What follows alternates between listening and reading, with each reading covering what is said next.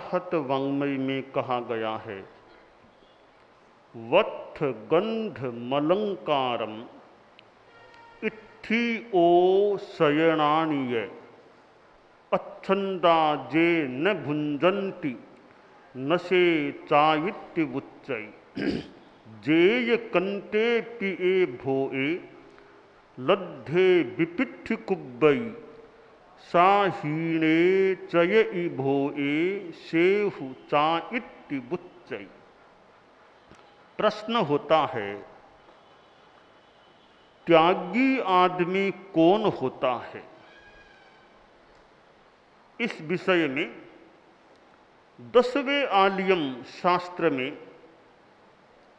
स्पष्टीकरण दिया गया है। एक आदमी है जिसके पास बढ़िया कपड़े ही नहीं हैं, आभूषण नहीं है और भी भोग्य सामग्री नहीं है। वह विवशता में भोग नहीं भोग सकता। हालांकि बड़ा अकिंचन सा दिखाई दे रहा है, पर चूंकि विवशता है, अभावग्रस्त है और अभाव के कारण वह भोग नहीं भोग सकता, उस आदमी को त्यागी नहीं कहा जाना चाहिए। वह त्यागी कहलाने का अधिकारी नहीं है। तो त्यागी कौन हो सकता है? एक आदमी के पास कांत और प्रिय भोग्य सामग्री है, अच्छा बंगला है, अच्छी कार है और भी सुविधा के साधन हैं, अच्छी खाने की चीजें हैं, उसके बाद भी जो संयम रखता है, त्याग कर देता है कि मैं भोग नहीं करूंगा इन पदार्थों का। आपके घर में एसी है, एसी होने पर भी एसी काम नहीं लूंगा, यह त्याग की बात है। पंखा है, पंखा होने पर भी पंखा काम 1 घंटा नहीं लूंगा, वह त्याग की बात है। तो पदार्थ के सुविधा सामग्री के होने पर भी कोई उपयोग न करे वैराग्य भावना से, वह त्याग होता है, वह व्यक्ति त्यागी होता है। हमारे जीवन में त्याग एक बड़ी चीज होती है। संसार में अनंत अनंत जन्मों में पता नहीं कितनी कितनी चीजें हमने प्राप्त कर ली होगी, भोग ली होगी, परंतु क्या हुआ? मोक्ष तो मिला नहीं। त्याग जीवन में आ गया, सम्यक्त्व जीवन में आ गया, तो बड़ी चीजें जीवन में आ गई। एक आदमी जो फटे हाल है, सामग्री है नहीं भोग्य भोग करने लायक, वह पड़ा है, कुछ भोग नहीं कर सकता, वह अभागी तो हो सकता है, त्यागी नहीं हो सकता। संस्कृत में कहा गया, नहि राग समम दुखम नहि त्याग समम सुखम। राग के समान दुनिया में दुख नहीं है, त्याग के समान दुनिया में सुख नहीं है। हमारी दुनिया में राग चलता है, राग चलता है, त्याग भी रहना चाहिए। आदमी भोग भोगता है तो योग साधना भी साथ में करनी चाहिए। मनोरंजन आदमी करता है, आत्मरंजन की दिशा में भी उसे आगे बढ़ना चाहिए। त्याग एक शक्ति होती है। एक कोई सेठ था, थोड़ा धार्मिक रीति रिवाज में विश्वास था, तो किसी से कोई सुन लिया कि माता की पूजा होनी चाहिए। धनवान आदमी था। अपने परिवार के लोगों से कहा कि मेरी माँ वृद्ध है, अब मरने के बाद याद करें, मैं तो जीवित अवस्था में माँ की पूजा कराना चाहूँगा। एक ब्राह्मण को, पंडित को बुलाया, कहा कि आपको शास्त्रीय पाठ के आधार पर, अनुष्ठान के द्वारा मेरी माँ की पूजा का विधि विधान संपन्न करना है। पंडित बोला ठीक है, कर दूंगा। बोलो कब करना है? आप देख लो बढ़िया दिन हो, आप हमको बढ़िया दिन बता दो तभी करना है। कहा 5 दिन बाद ही बढ़िया दिन है। कहा ठीक है, उसी दिन मेरी माँ की पूजा का कार्यक्रम रख लेता हूँ। वो पूजा का कार्यक्रम रखा गया। संबंधी लोगों को, इष्ट मित्रों को बुलाया गया और लोगों की काफ़ी भीड़ हो गई। पंडित जी आ गए और सेठ ने एक सोने की चौकी बनवाई थी, सोने का पाटा। सोने का पाटा लगाया, अपनी मां को हाथ से सारा देकर के लाया और सोने की चौकी के ऊपर मां को बिठाया। बहुत सम्मान किया मां का।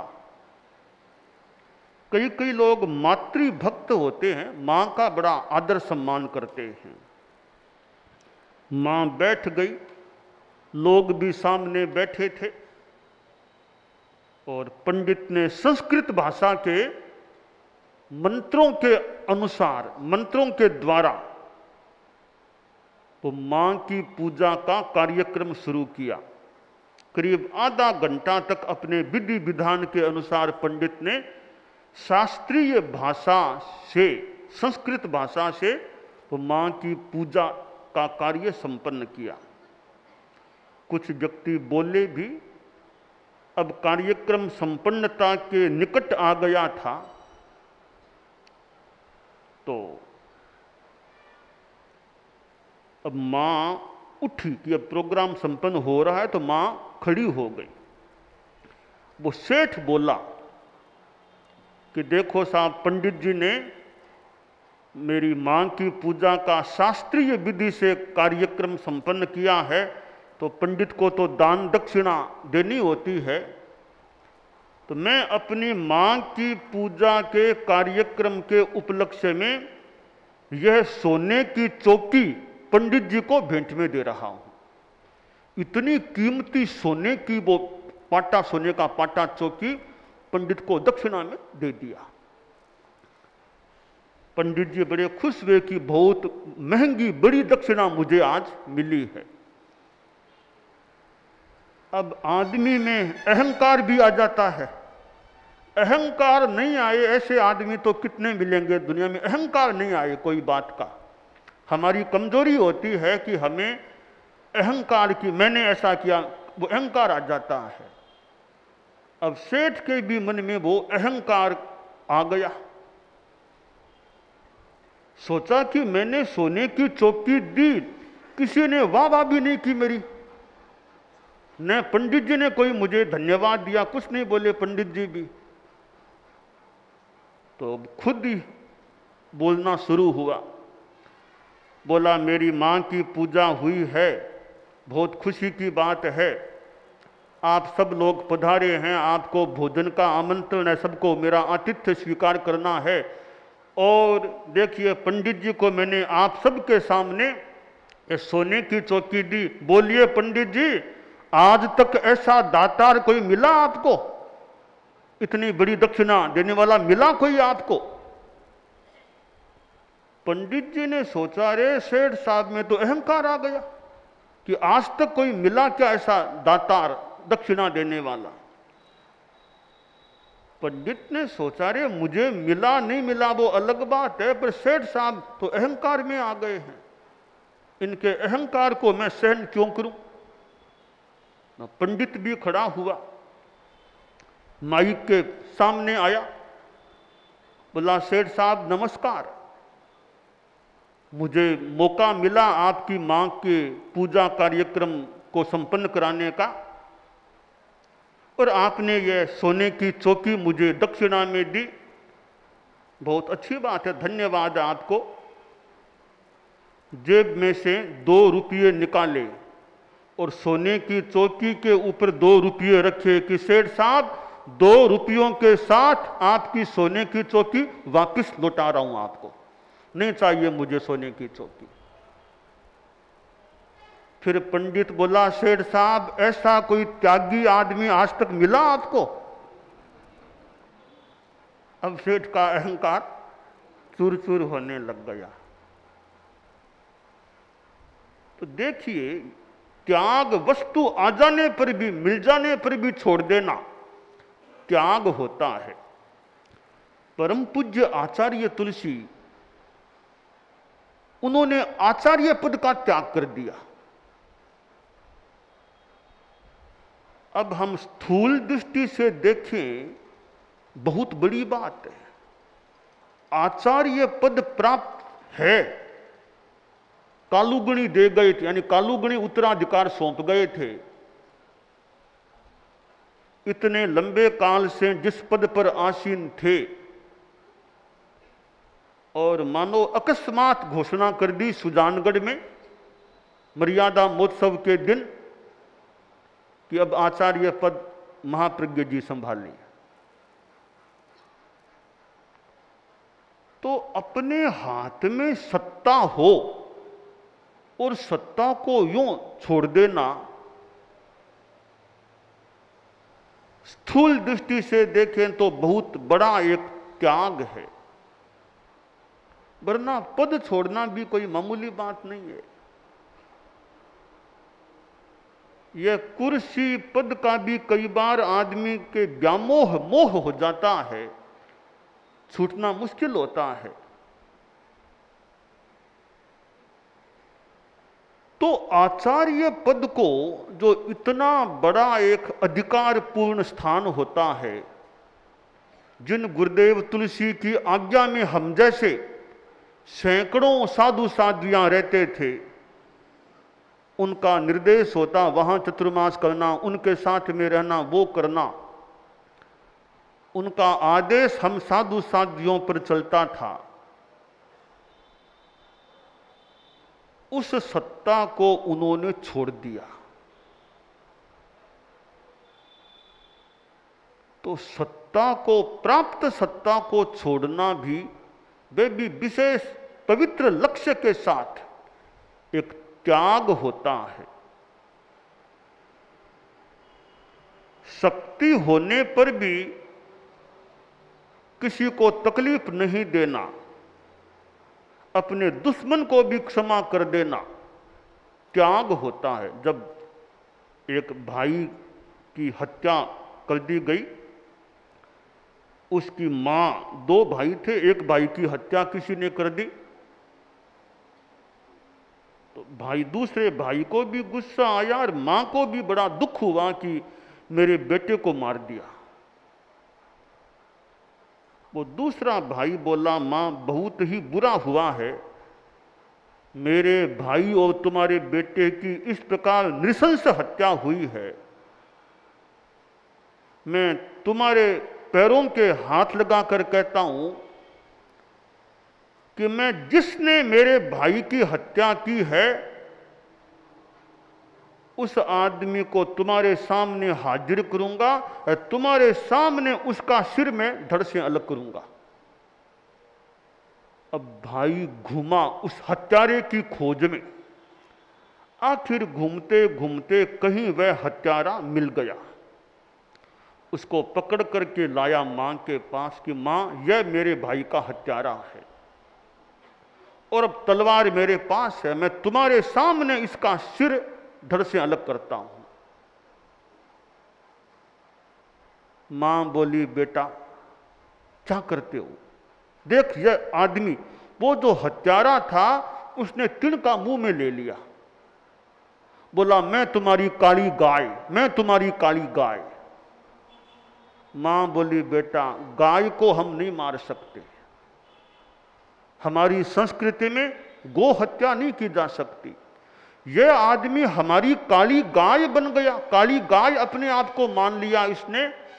तो हमारी हिंदू संस्कृति में हम तो गो हत्या कर नहीं सकते, छोड़ दो बेटा, क्षमा कर दो, अब नहीं मारना इसको। तो मार सकता था फिर भी नहीं मारा, यह त्याग है। मार सके मारे नहीं ताको नाम मर्द।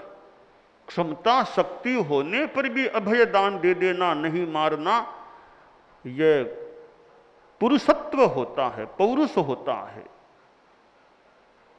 गुरुदेव तुलसी ने गीत में भी इस प्रसंग का जिक्र किया है। विफल कियो कुल पुत्र रोष ज्यों, झट बारह बरसारो। विफल कियो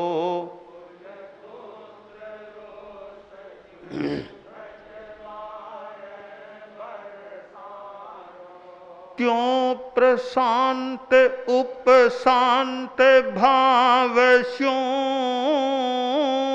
त्यों प्रशांत उपशांत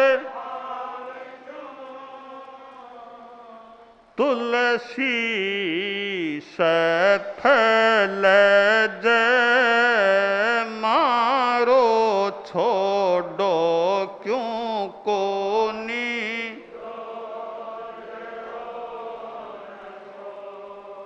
थारी आँखा में लोही रो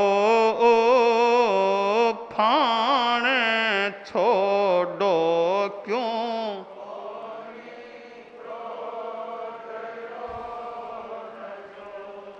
थारे अक बक बकण री पड़गी, बाण दो जाने काले नाग ज्यों डसो।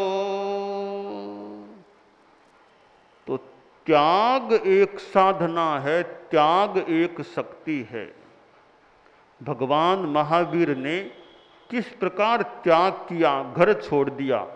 एक आदमी राजघराने में रहने वाला और राजघराने को छोड़ दे और एक बीहड़ पथ पर, कंटकाकीर्ण पथ पर चल पड़े, कितना कितना बड़ा वह त्याग होता है। हमारी दुनिया में आदमी को पैसे का, धन का मोह होता है।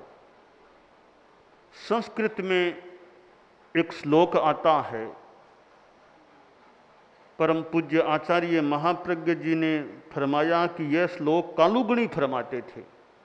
आश्रय कांता कांचन चक्रेषु भ्राम्यति भुवनत्रयम्, तासु तेसु विरक्तो यह द्वितीयः परमेश्वरः, ससाधु सद्भिरुच्यते।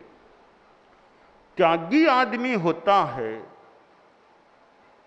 वह जिस भौतिकता में तीन लोक भ्रमित हो रहा है, उस भौतिक साधनों के केंद्रीय तत्वों का जो त्याग कर दे, वह परमात्मा का मानो दूसरा रूप होता है। वह साधु संत पुरुष कहलाने का अधिकारी होता है। तो हम अपने जीवन में त्याग भावना का विकास करने का प्रयास करें, पदार्थों का मोह हम कम करें, खान पान रहन सहन में संयम का अभ्यास करें, हम कल्याण की दिशा में आगे बढ़ सकेंगे।